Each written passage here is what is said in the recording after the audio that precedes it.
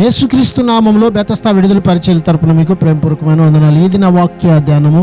నా కార్యము సఫలము చేయి దేవునికి నేను మొరపెట్టుచూ ఉన్నాను. కీర్తనల గ్రంథం 57వ అధ్యాయము 2వ వచనం. సర్వ సృష్టికర్త అయిన ఏకైక నిజ దేవునికి మనం చేసే ప్రార్థనలు ఎప్పటికీ వృధాగా పోవు. ఆయన వాటిని తప్పక వింటాడు. తన పిల్లల విషయంలో ఆయనకు మంచి ఉద్దేశాలు ఉన్నాయి. ఆయన వారి పట్ల వాటిని నెరవేరుస్తాడు. కీర్తనల గ్రంథం 37వ అధ్యాయం 5వ వచనం ప్రకారం, నీ మార్గము యెహోవాకు అప్పగింపుము, నీవు ఆయన నమ్ముకొనుము, ఆయన నీ కార్యమును నెరవేర్చును. విశ్వాసులు దేవునికి ప్రియమైన వారు, సృష్టి అంతట్లో ప్రత్యేకమైన వారు. ఆయన వారందరిలో తన పనిని ఆరంభించాడు, ఆయనే దానిని ముగిస్తాడు. మనము విశ్వాసులమైతే మన నమ్మకం దేవునిపైనే ఉండాలి. అప్పుడు ఆయన మన కార్యాన్ని సఫలపరుస్తాడు. ప్రార్థన.